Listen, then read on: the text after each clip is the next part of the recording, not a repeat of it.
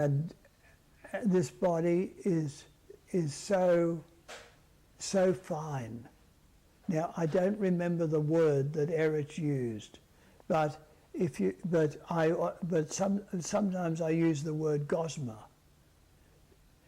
Baba said this body is so fine that all the winds of the world can blow through it. In other words, it was so insubstantial. It looked solid, but it's not. And it was a very poignant moment, and so an indication to me of what he goes through when he takes on a body. And at another time, I remember reading how he said at another occasion to somebody else that his body was as though it was a million holes. Again, so insubstantial. And so that I remember that, and I drove him to the two homes, and of course he would typically walk through all the rooms, look, and one little thing that I remember was he came out of the back of John Grant's house. He came out the back door, and across the lawn, seated under a little cabin that was there, or a workshop, John Grant's father. I think it was his father or his wife's father, I'm sorry, not sure which. But anyway, he was seated there, and he had difficulty in walking. And Baba, they looked at each other, and then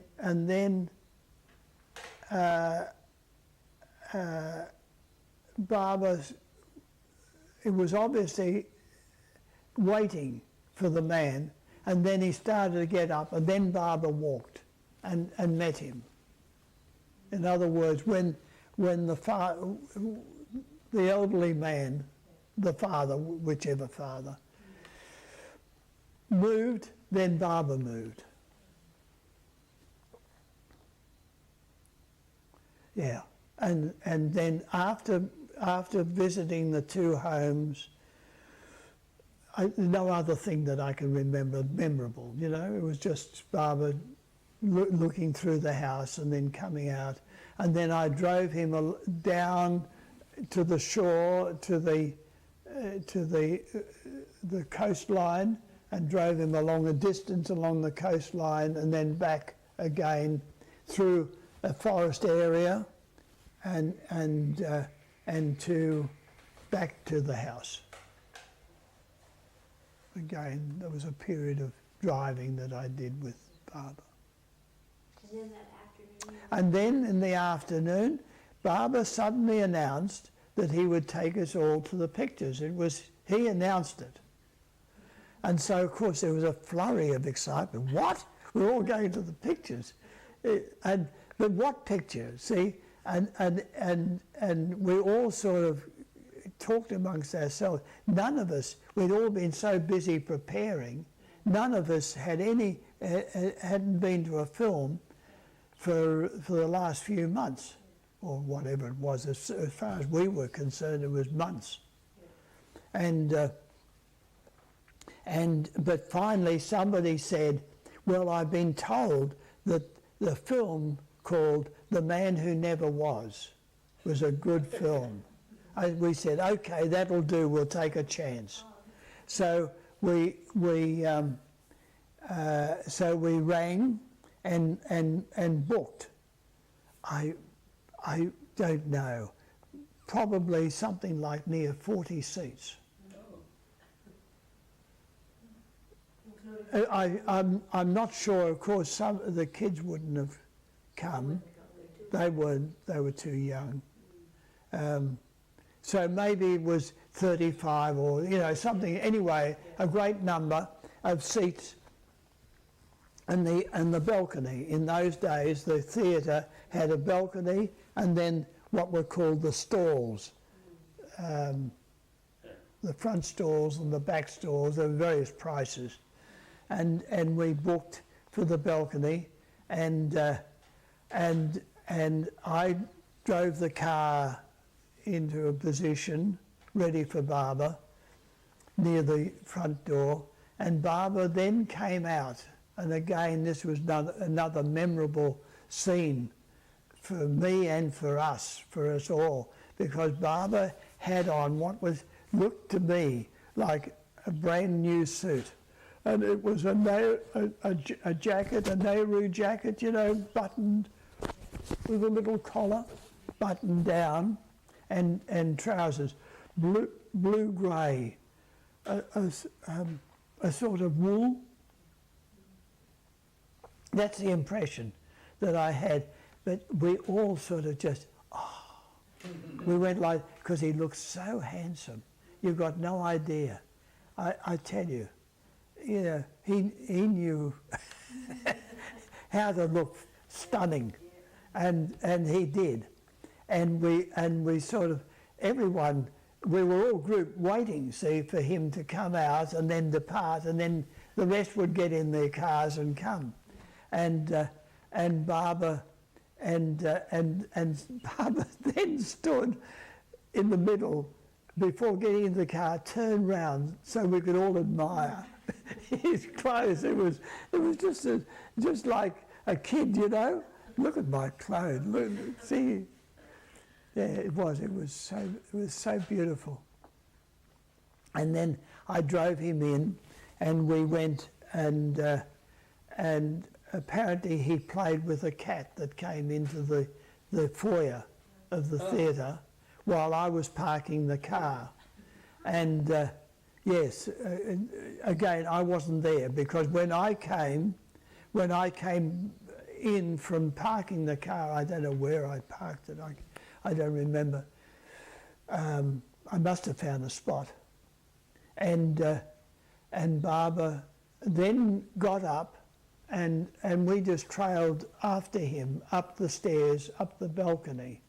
And then he came onto the balcony and stood in the middle of we had booked 2 rows, roughly in the middle of the balcony. And Barbara stood and directed where certain ones should sit. And I was seated here, and Barbara was seated 1 row below, just to that angle. And we settled down.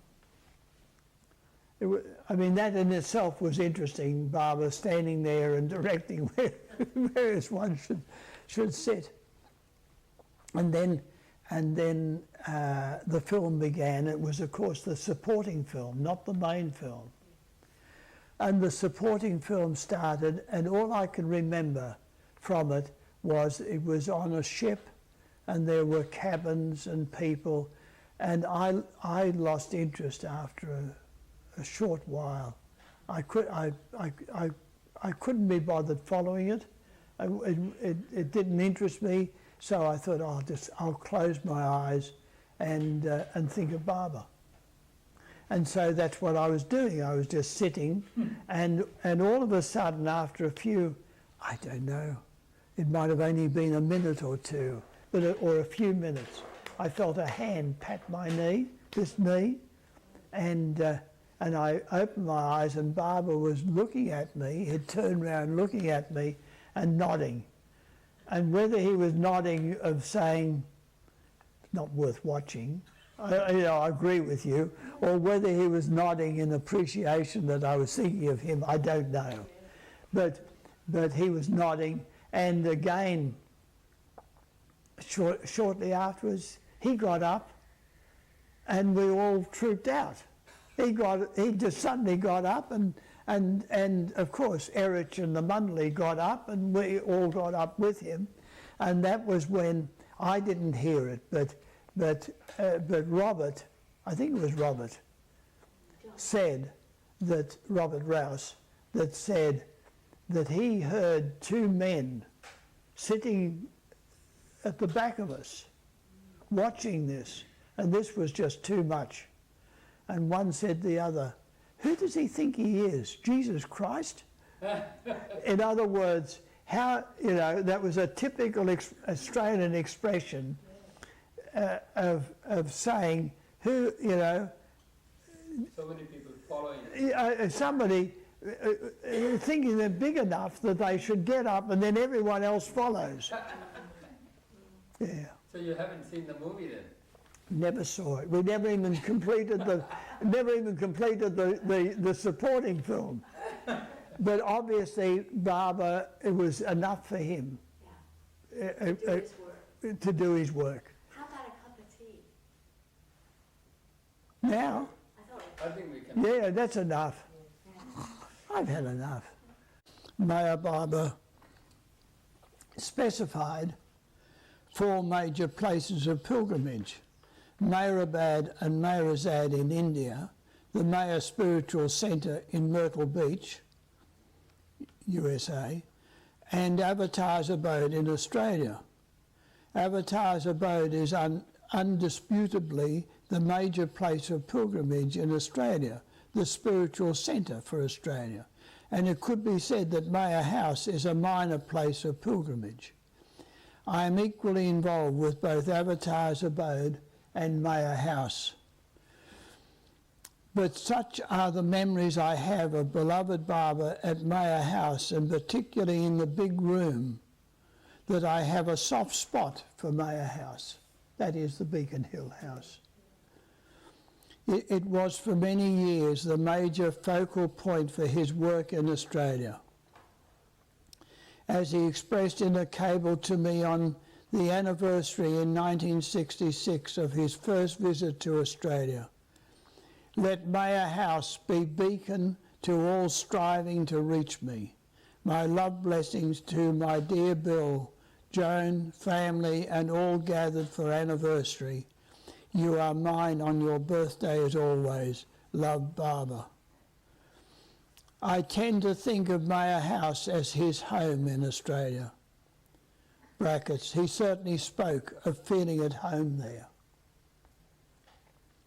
A place where I remember him relaxing with readings from his favourite poet, Hafiz, with a pink eiderdown tucked around him and cold lemonade warming in front of an electric radiator, playing games with the children, reminiscing about the old days, helping to distribute food to the Mundley and a few lovers in the kitchen, listening and participating in spiritual chit-chat with the Mundley, a natural, warm and loving companion and father at home with some of his Mundleyan lovers.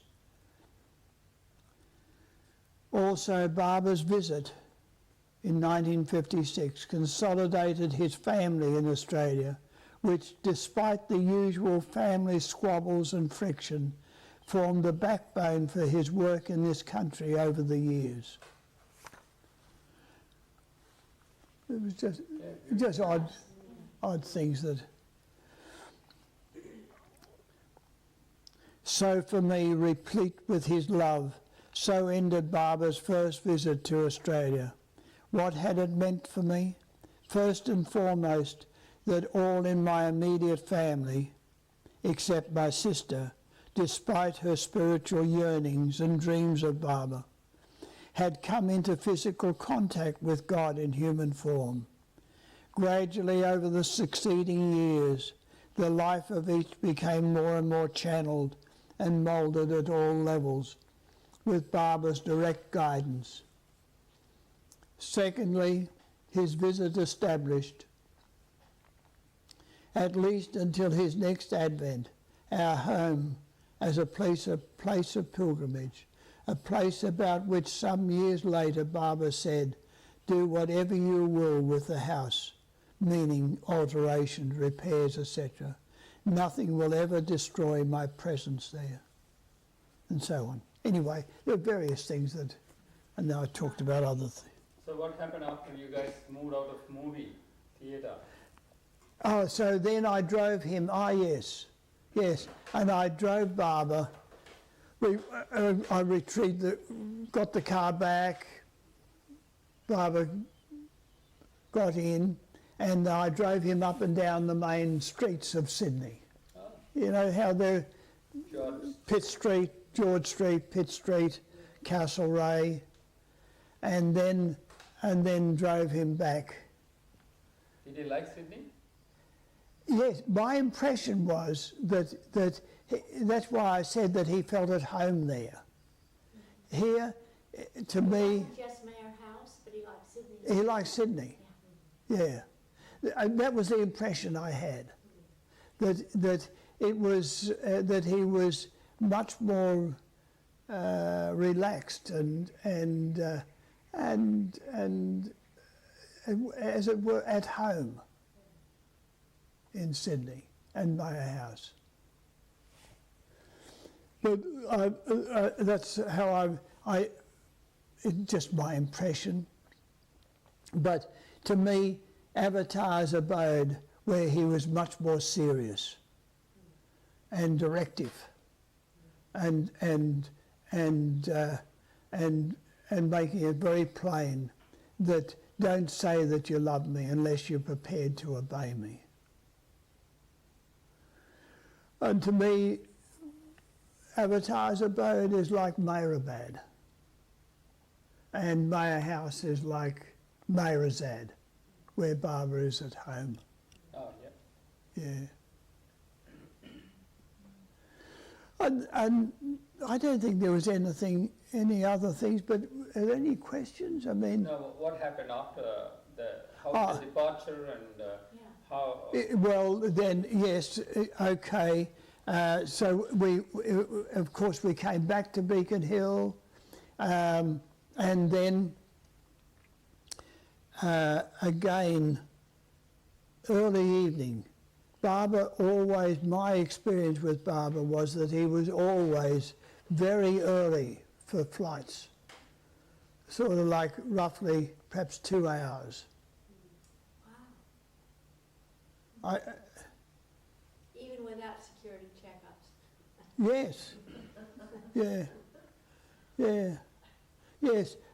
Why, I don't know, but certainly the time, both times, or also going down to Melbourne, there was always a lot of time. But it was almost, perhaps didn't matter to Barbara, he did his work wherever. Or maybe he liked the crowds, Oh, the other people. It could also be that. Yeah, but okay. So we did set off, and at the same time, it had been arranged that the men would light some fireworks as a farewell to Barbara. Really? Yeah, That night? that night. I've And- never heard that before. Yes, it's in the, yeah, and Barbara gestured, sort of. What are they doing? They'll start a fire, because the fireworks included rockets shooting off, and sure enough, a fire did start, and as we drove away, we were aware that the men were all carrying buckets of water down into the bush to put the fire out. But it was a good farewell. Yeah. But it was lovely, Barbara saying, "What are they doing? They'll start a fire." And the next thing we know, there was a fire. So you got to the airport. Did he do any work there? I mean, you were there for 2 hours early? You know that I don't remember. Now, my memories of being with Barbara at the airport, I don't know whether it was before he went to Melbourne or whether it was when he was departing for Sydney. I do remember very, very clearly his departure in 1958, but not in 1956. So where did he stay in Melbourne? I forgot to ask Bill. Yes, he stayed with Dr. Dennis and Joan O'Brien. Yeah. And Barbara, and he visited 4 homes there, none of which have lasted. Oh, Even though he said to at least 2 of them, he said, don't sell it. But in one case, in Dr. Dennis O'Brien, and not Joan so much, I didn't have that much contact with Joan, but Dennis was a very nice man, very nice. He was, Barbara referred to him as the head of the Melbourne group. oh, But not that he really wanted to be, oh. but he did carry out. He said, once Barbara drops the body, I'll resign. Okay. He didn't want to. He was a very nice man.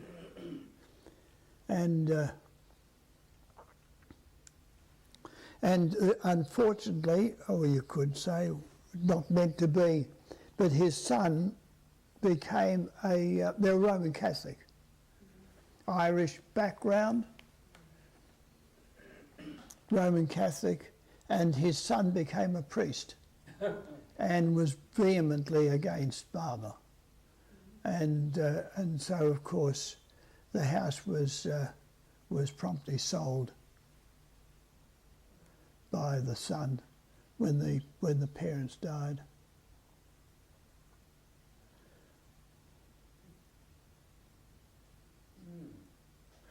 And another one that Barbara had told, Oswald Hall, a painter, very, very nice man, very... He's got some awards, isn't it, Oswald Hall, for his paintings? Yeah, I mean, he was a good painter, but he earned his living as a teacher of art at school, and I think that interferes with your creative work. But some of his paintings were in shows of surrealism art. Yeah, that's what I heard about. Yeah, Ah. one of his came to show Sorry, in I Brisbane. yeah. All I know is that I remember him with gratitude because it was through him that I actually came to Barbara, Oh, okay. in the sense that he was the one that introduced me to the members of the Sufi Society.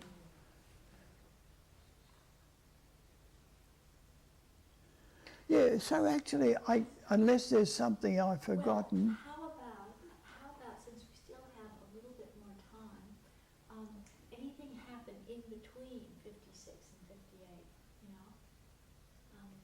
That might be nice to recall. In between the visits.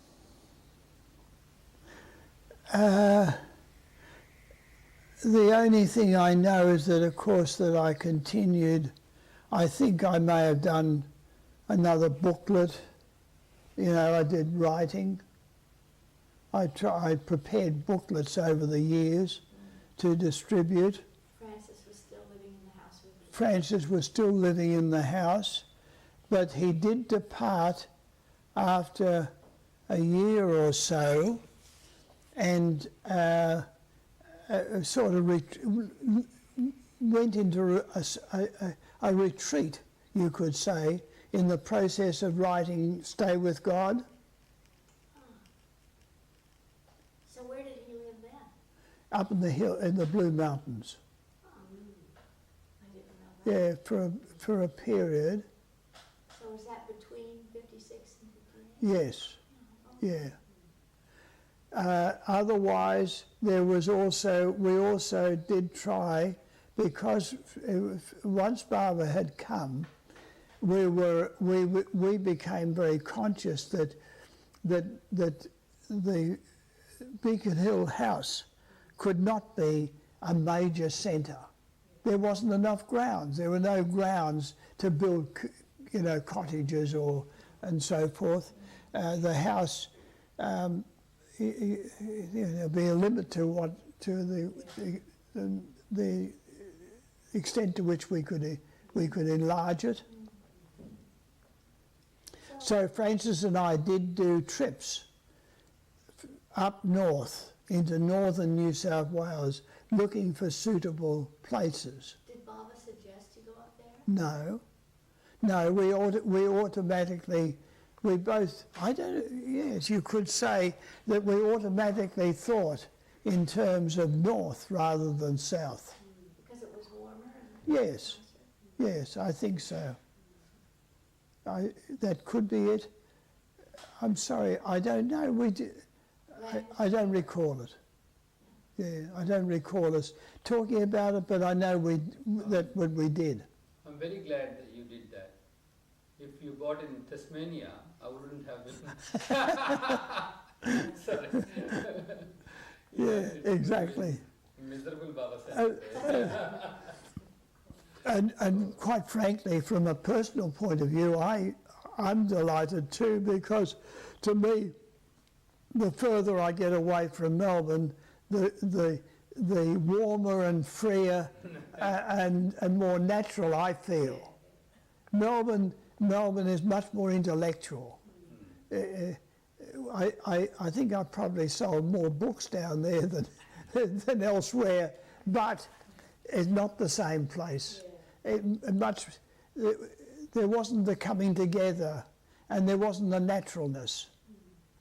And Sydney was an eye-opener to me. I loved Sydney, but in moving up here, I experienced more than ever the warmth and the naturalness of people who live in a warmer climate, So how about, and especially in a rural area. so how about talking a little bit about, how Francis found the abode and how long before Baba came? Sure. Okay. I run out of my space here, sorry. Uh-oh, okay. Is that it? Yeah, we run out of the space on Okay, the. so All right. Baba says stop now. Good. Hey, Baba. That's fine. All right, Billy, go. Yeah. I can't think of anything special, particularly special, until towards the end of 57.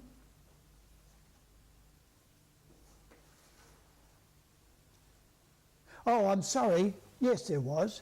Baba, yes. Baba announced at once after the accident, the car accident in December 56.